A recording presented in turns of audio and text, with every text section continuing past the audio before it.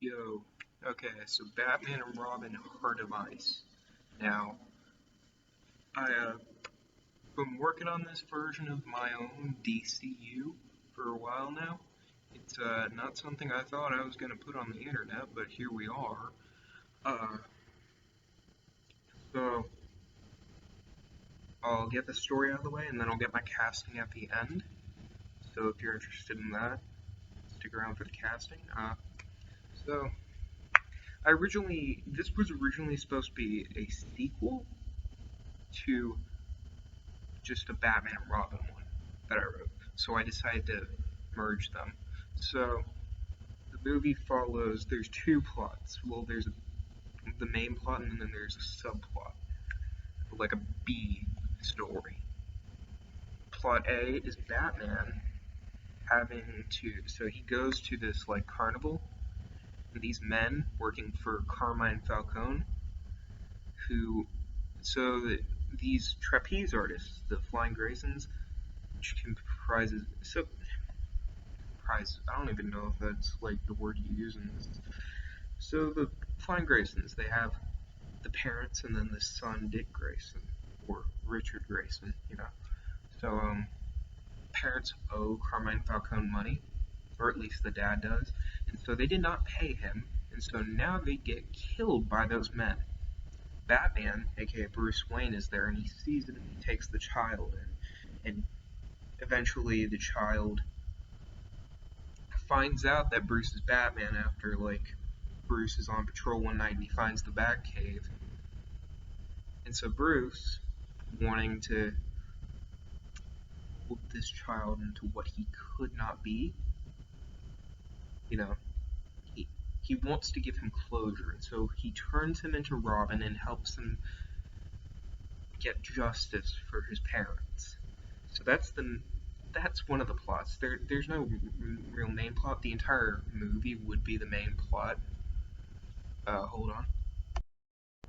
All right, we're back. So while Batman's doing that, meanwhile, so all of this is going to play into something. So Carmine Falcone is currently working with like a bunch of different people in the industry, the crime industry, the underground crime world of Gotham. He's working with Sal Maroni to basically make it to where they can get away with crime easier by distracting Batman and the cops with different superpowered enhanced beings, not really beings, not like super powered, but like enough to keep them, because like they realize what's going on in Metropolis and stuff like that, and they're like, wow, these supervillains, they're really distracting all the heroes and the cops, and people like in the crime organizations can get away with a lot better, a lot more stuff.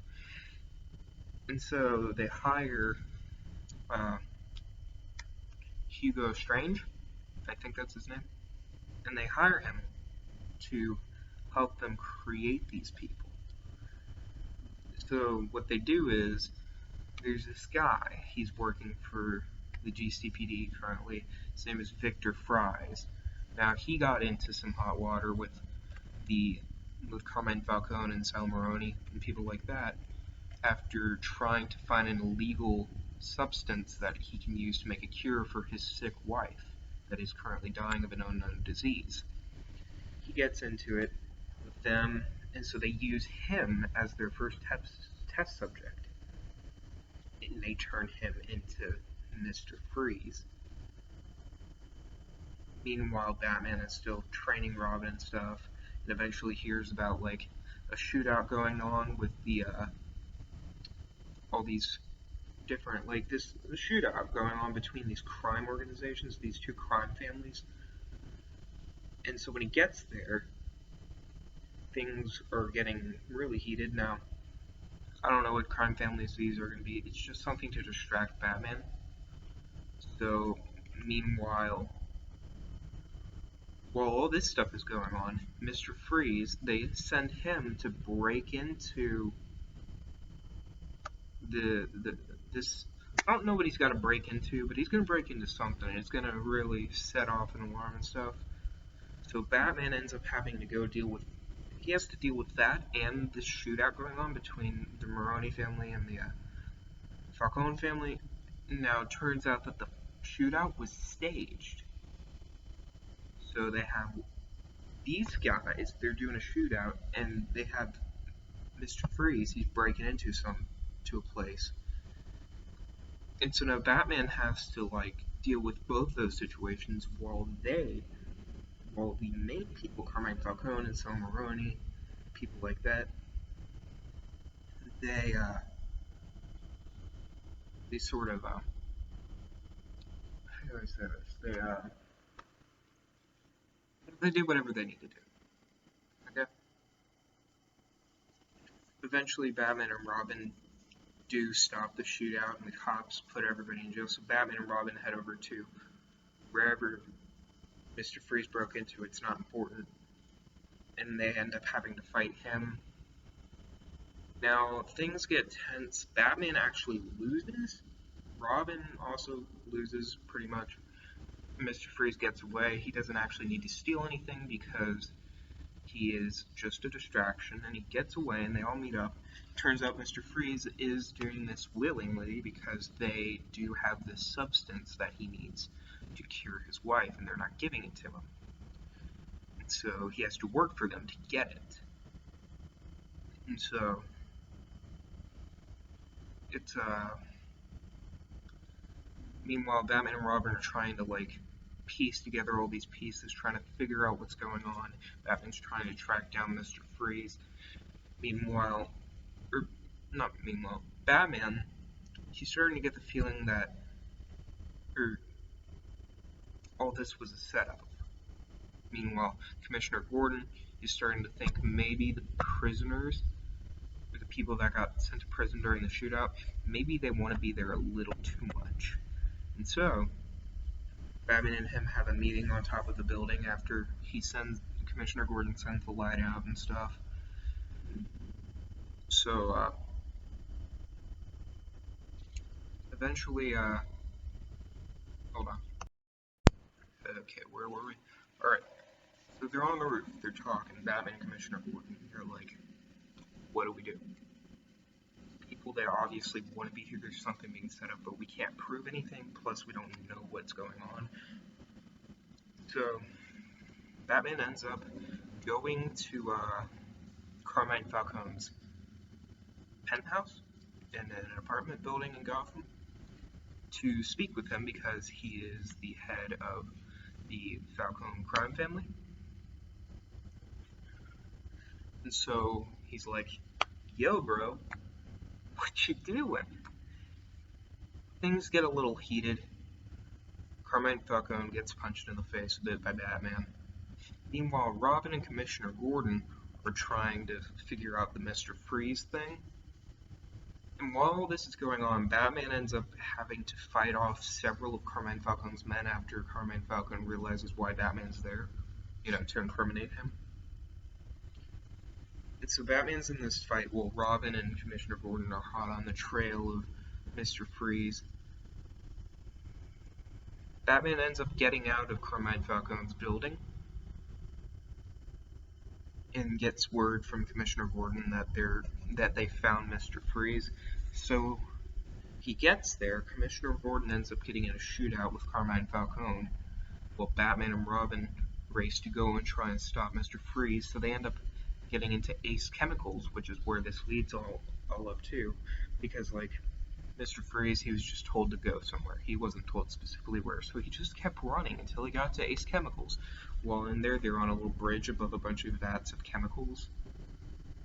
And it gets really, really intense. Batman's fighting him off. All that stuff. It's crazy.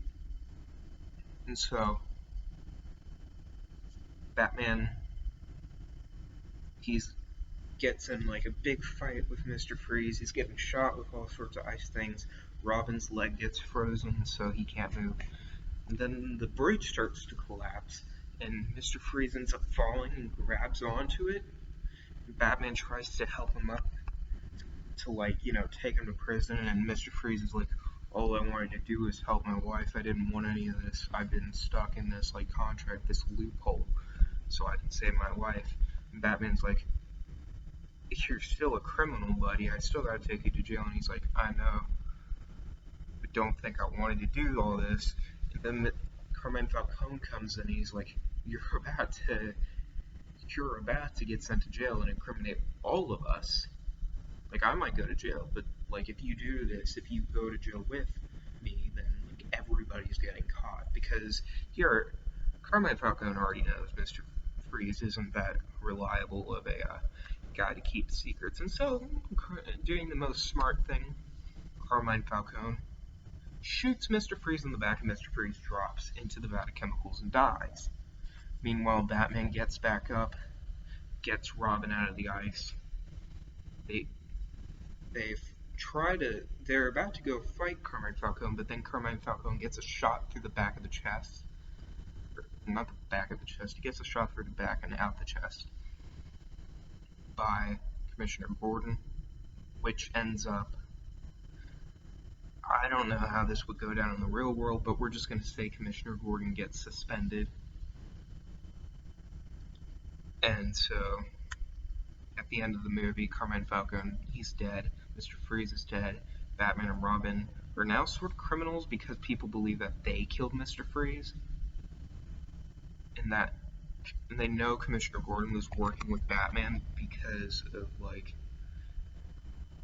they saw it, and so they're like, and so anything that Commissioner Gordon tries to tell them to be like, yo bro, this isn't how it is, it's just like, people assume that it's a cover-up for Batman and Robin. And so now Batman and Robin are fugitives, Commissioner Gordon is suspended and is assumed to be a cooperation with the Batman, and the two main villains of the movie are dead. So, it ends with Commissioner Gordon going back to home to his wife and daughter, his 15-year-old daughter, Barbara Gordon, who might be important later on. It's safe to mention that, I don't know why I said that. I don't even know. But, I have to mention Robin and Batgirl, or not Batgirl right now, Barbara Gordon and Dick Grayson are the same age. They're both 15.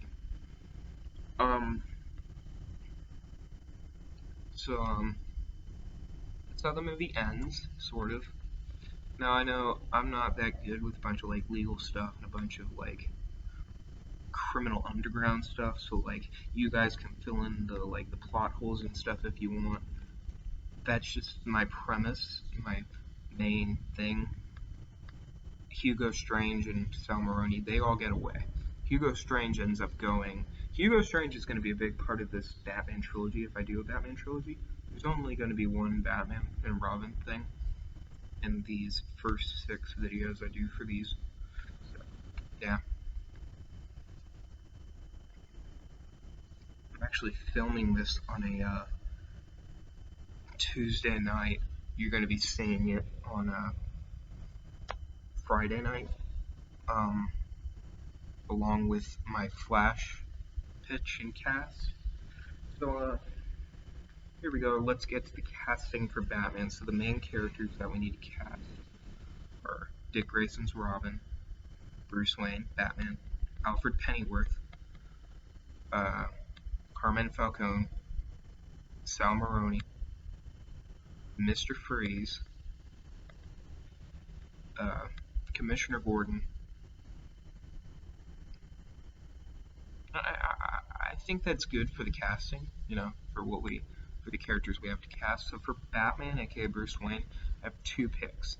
One's a little bit, a common fan cast, but Jensen Ackles, just because I like him. He's a good actor, and I think he'd do good. And then my second pick for Batman would probably be Keanu Reeves. Probably. Either Keanu Reeves or Jensen Ackles. If we're going for an older Batman. I actually don't know which one's older.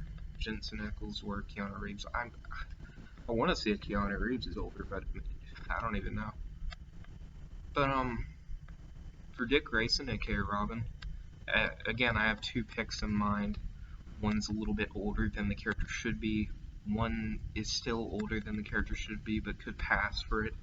For the younger one, probably Aidan Gallagher from Umbrella Academy. You know, number 5. My second pick for Dick Grayson, of course, is always going to be Dylan O'Brien. But since he's supposed to be 15 in this, maybe not. You know, because Dylan O'Brien's like 30, but he'll always be Nightwing to me. So probably Aidan Gallagher. You know,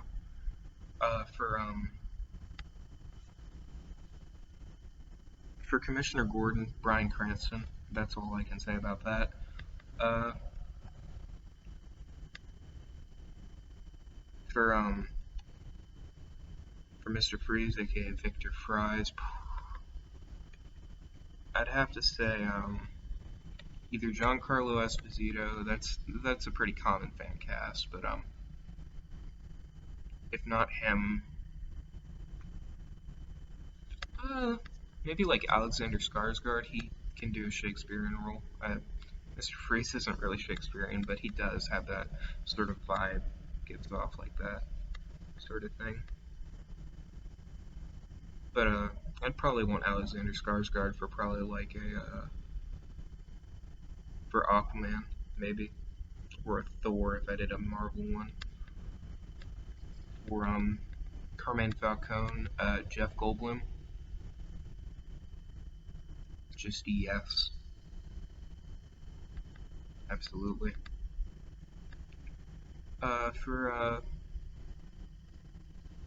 Sal Maroni, I don't know a lot about this character, but I know he works in like the crime organization. I think he's dead in the newest Batman movie.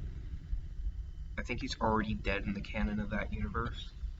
I'm fairly sure he's alive in the comics at some point.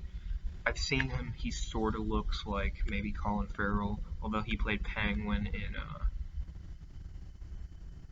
the Batman. But probably have to say Al Pacino, maybe. I don't know. I don't know a lot about that character, so you guys can like, if you're watching, you can choose, I suppose. For did I say anybody else? Um, Alfred. Yeah. Andy Serkis was really good as Alfred. I don't know why he hasn't played Alfred before, but now. For Alfred, he's a tough one. I mean, probably not. I'm probably just really tired, but I have to say, geez, Alfred's a tough one. I didn't come in here prepared at all. I might come in a little bit more prepared for the Flash one, which will be the second one. Um,